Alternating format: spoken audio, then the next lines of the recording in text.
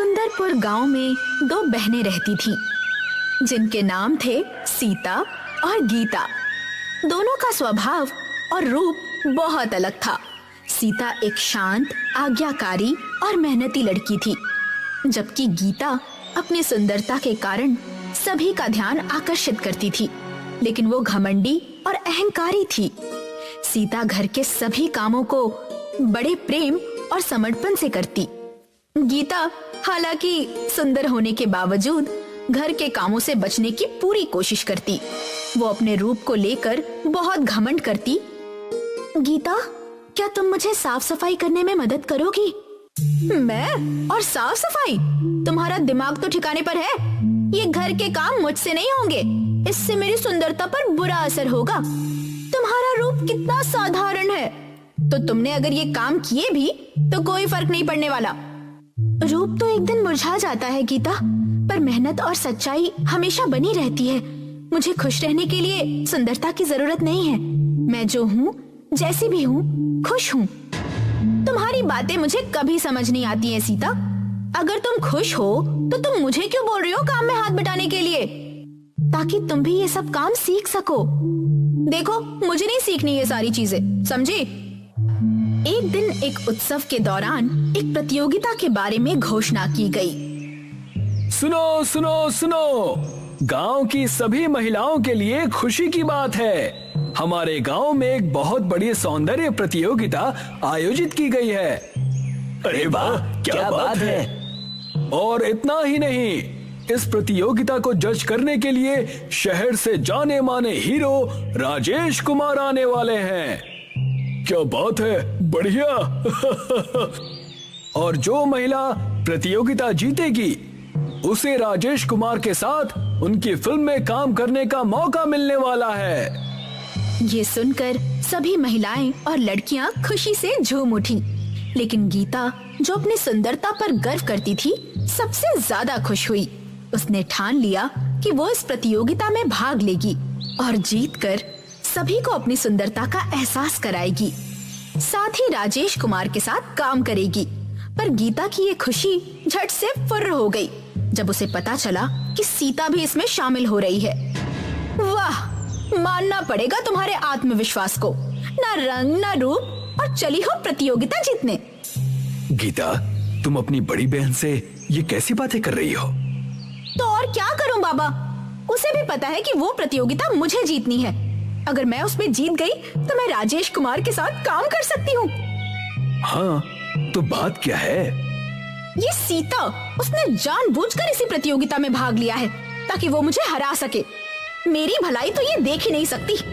जरूर ये वहाँ कुछ न कुछ करके मुझे हरा ही देगी। गीता, साजिशें रचना तुम्हारा स्वभाव है, सीता का नहीं। और तुम्हें अगर तुम्हारी सुंदरता पर इतना ही भरोसा है तो क्या फर्क पड़ता है सीता के होने या ना होने से? मुझे अब इस बात पर और बहस नहीं करनी, और आइंदा अपनी बहन से इस तरह से बात मत करना, ध्यान रहे। दोनों बहनों में लगी आग उनके पिताजी ने फिलहाल के लिए मिटा दी थी। दोनों बहनें तैयारी के साथ प्रतियोगिता में हिस्सा लेने वाली थी। प्रतियोगिता के पहले दिन का आयोजन कुकिंग कंपटीशन के रूप में हुआ। गीता, जो हमेशा अपनी सुंदरता पर ध्यान देती थी, आज पहली बार किचन में खड़ी थी। उसे ये समझ में ही नहीं आ रहा था कि उसे करना क्या चाहिए, जबकि सीता, जो हमेशा घर के कामों में लगी रहती थी, आत्मविश्वास से भरी हुई थी।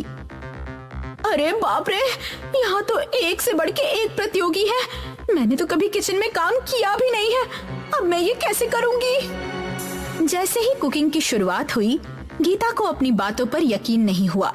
वो सबके सामने थोड़ी घबराई हुई लग रही थी।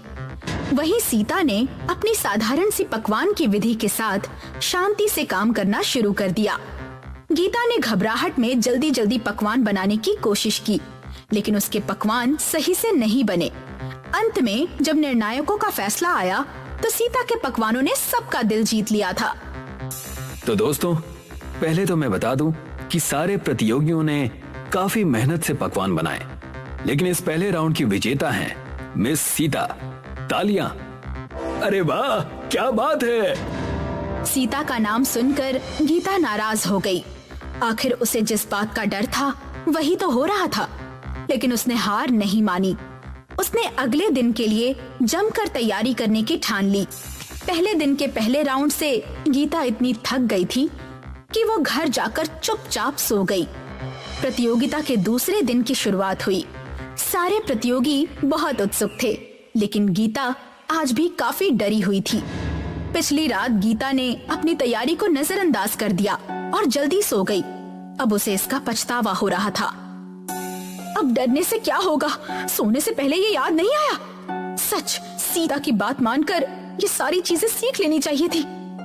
गीता अपनी गलती की वजह से खुद को कोस रही थी कि तभी सीता ने उसकी सारी बातें सुन ली। दीदी, मुझे बहुत डर लग रहा है। मैंने ठीक से तैयारी नहीं की है। डरने की कोई जरूरत नहीं है गीता। मैं तुम्हें कुछ जरूरी बातें बताती हूँ।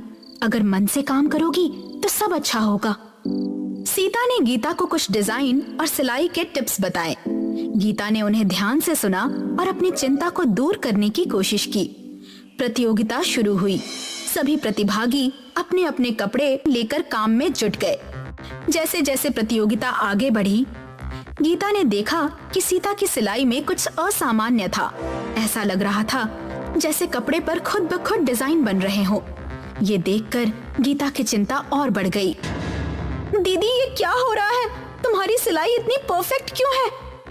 गीता, बस अपना काम करो। कुछ सवालों के जवाब कभी मत पूछो। प्रतियोगिता खत्म हुई। प्रतियोगिता के जज राजेश कुमार ने सारे प्रतियोगियों के डिजाइन देखे। इस बार वो गीता पर भी खुश थे। उन्हें उसकी डिजाइन अच्छी लगी, लेकिन जब उन्होंने सीता की डिजाइन देखी तो वे हैरान रह गए। वो डिजाइन इतनी खूबसूरत और अद्वितीय थी कि सबकी नजरें उसी पर टिक गईं। दोस्तों, लड़ाई तो टक्कर की थी। सबने सच में बहुत ही बेहतरीन काम किया है, लेकिन इस राउंड की विजेता हैं मिस सीता। लेकिन गीता के मन में अभी भी सवाल थे। रात में उसने सीता से फिर पूछा, सीता, सच बताओ, ये सब कैसे हुआ? तुमने जानबूझकर मुझे पुरानी वाली डिजाइन सिखाई ना, ताकि तुम जीत सको? क्या? मैं भला ऐसा क्यों करूं? मुझे हराने के लिए, और क्या? तुम फिर शुरू हो गई। आप तो इसकी वकालत करेंगे ही, लेकिन कल देखना, मैं ही जीतूंगी। कल सौंदर्य राउंड है, उसमें तो तुम मुझे हराने से रही। मिलते हैं कल।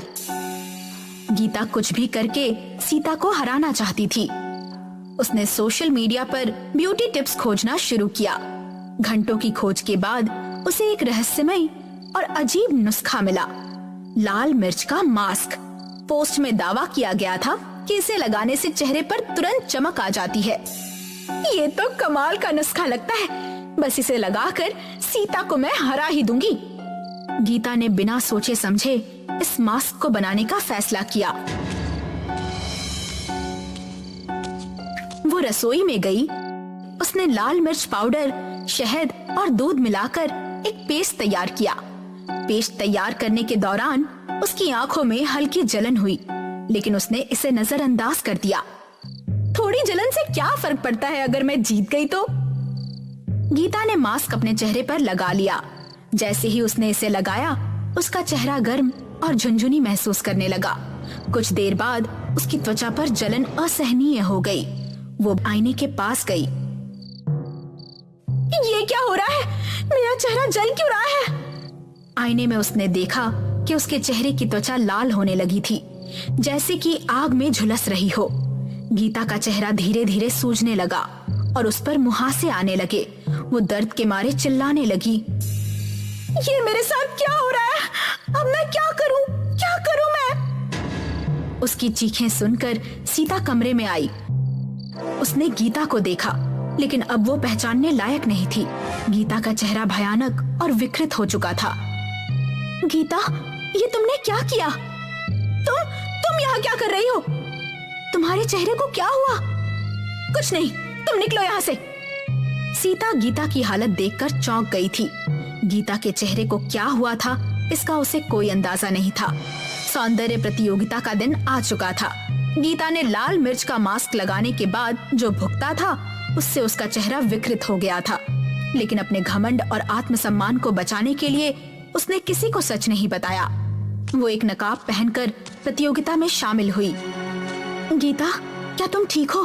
तुम्हारा चेहरा क्यों छुपा रखा है? कुछ नहीं, सब ठीक है, तुम बस अपनी तैयारी करो। प्रतियोगिता शुरू हुई। सभी प्रतिभागी आत्मविश्वास से मंच पर अपने अपने रूप और सौंदर्य का प्रदर्शन कर रहे थे। जब गीता की बारी आई तो वो घबराते हुए मंच पर गई। मुझे बस ये नकाब नहीं हटाना है, सब ठीक हो जाएगा। लेकिन जब राजेश कुमार ने उसे नकाब हटाने को कहा तो गीता ने डरते हुए अपना चेहरा सबके सामने दिखाया। जैसे ही लोगों ने उसका चेहरा देखा, पूरा मैदान ठहाकों और उपहास से गूंज उठा। ये क्या मजाक है? सौंदर्य प्रतियोगिता में ये चेहरा लेकर आई हो?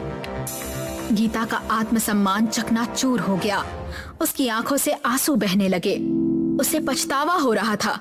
उसे वो सारी बातें याद आने लगी जो उसने सीता से कही थी। प्रतियोगिता के नियम के अनुसार गीता का नाम वहां से हटा दिया गया। गीता की हालत देखकर सीता का दिल पसीज गया। वो मंच पर गई। अगर मेरी बहन यहाँ से हटाई गई है तो मैं भी इस प्रतियोगिता में हिस्सा नहीं लूंगी। सीता, तुम ये सब मेरे लिए क्यों कर रही हो? मैंने तो तुम्हारे खिलाफ जाने की कोशिश की थी। तुम मेरी बहन हो गीता। जीत हार से बड़ा रिश्ता है हमारा। मुझे तुमसे कोई शिकायत नहीं है। इसके बाद सीता ने गीता को समझाया और उसका इलाज कराने की सलाह दी। गीता को अपनी गलती का एहसास हुआ। उसने सीता की मदद से अच्छे डॉक्टर से इलाज करवाया। धीरे धीरे उसका चेहरा ठीक हो गया। अंततः गीता और सीता ने अपनी गलतफहमियों को भुलाकर साथ रहने का फैसला किया। ये कहानी सिखाती है कि घमंड और ईर्ष्या इंसान को बर्बाद कर सकती है, लेकिन परिवार और सच्चा प्यार हर दर्द का इलाज